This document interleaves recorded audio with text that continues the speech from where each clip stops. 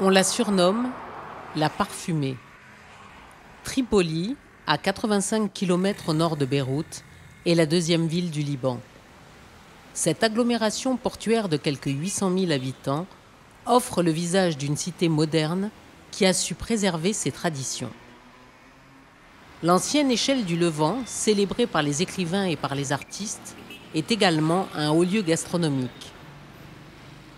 Parmi ses fleurons, la maison Hallab, fondée en 1881 par Abdul Rahman Hallab. Spécialisée dans la pâtisserie libanaise traditionnelle et toujours dirigée par la même famille, elle exporte dans le monde entier à partir de son siège emblématique, le Palais des Douceurs, au cœur de Tripoli. 5 générations se sont succédées au sein de ce bâtiment historique de plusieurs étages. Près de 500 personnes y travaillent au quotidien. Dans tout le Liban, avec toutes les branches qu'on a, on a à peu près 750 employés. On a 8 étages de production. Chaque étage est spécifique d'un produit ou de ligne de production. Alors, on a une ligne de baklava, elle est dans le 4e étage. On a les bourmas, ils sont dans le 8e. Les pâtisseries occidentales dans le 2e. Il n'y a pas une raison spécifique pour quel étage et pourquoi, mais c'est une expansion ça fait naturellement depuis longtemps et c'est comme ça qu'on a fait les étages.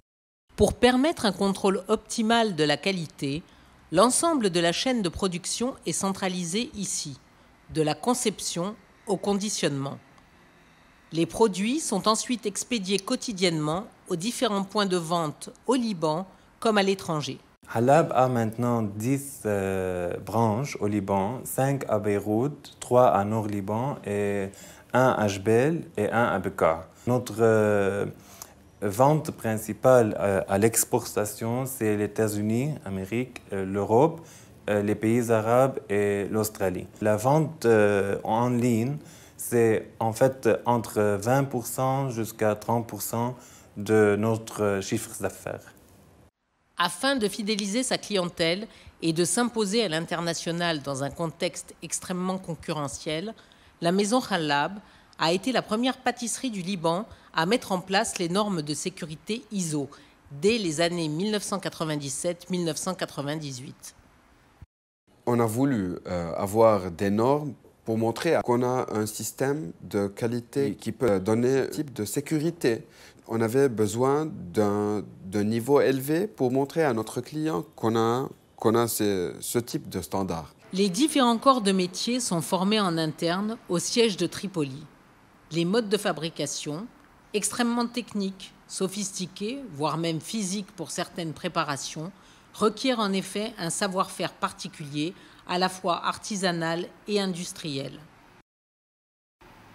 Pour la pleine réussite d'une recette, le facteur humain et l'expérience restent déterminants. Le choix des matières premières aussi, directement lié à l'histoire de la ville et de l'entreprise. Historiquement, Tripoli a été un centre commercial. Le port de Tripoli était le point d'export pour toutes les matières premières qui arrivaient de la Syrie, du Liban, pour y passer en Europe. Les Tripolitains et la famille Hallab ont été exposés à différentes cuisines et à différentes matières premières qui sont fines. On va pour chercher les meilleures matières premières pour les présenter dans notre produit. La relation entre sa ville d'origine et la maison Hallab est tellement étroite qu'elles sont immédiatement associées l'une à l'autre lorsque l'on évoque Tripoli. La maison Hallab à Tripoli, c'est comme la cèdre du Liban au Liban. Hallab, c'est la même chose ici à Tripoli. C'est une famille qui avait les racines profondes dans la terre ici à Tripoli. C'est pour ça qu'on dit Tripoli, on pense Hallab. Quand on dit Hallab, on pense Tripoli. C'est une vérité absolue. Aujourd'hui, 500 familles, soit plus de 1500 personnes, dépendent directement ou indirectement de la maison Hallab, premier employeur privé de Tripoli. Cette implication économique locale de première importance impose une réactivité permanente dans un contexte difficile. Pendant la crise économique ici au Liban, on a augmenté les prix pour garder et maintenir la qualité de nos produits. Alors, en relation, nous avons aussi augmenté de 400% les salaires de nos employés. La responsabilité sociale pour notre entreprise, c'est quelque chose de très important. On doit être proactif avec toutes les mesures qu'on prend. Le halawet el-jeben, littéralement douceur au fromage, est la spécialité reine de Tripoli. C'est une composition à base de semoule, de sirop de sucre, de fromage frais et d'eau de rose, servie avec de la crème de lait et diverses garnitures. Pour sa réalisation, la préparation de la pâte est une véritable prouesse technique qui demande expérience et dextérité. Ce dessert traditionnel et ses déclinaisons raffinées ont fait la réputation de la maison Halab dans le monde entier.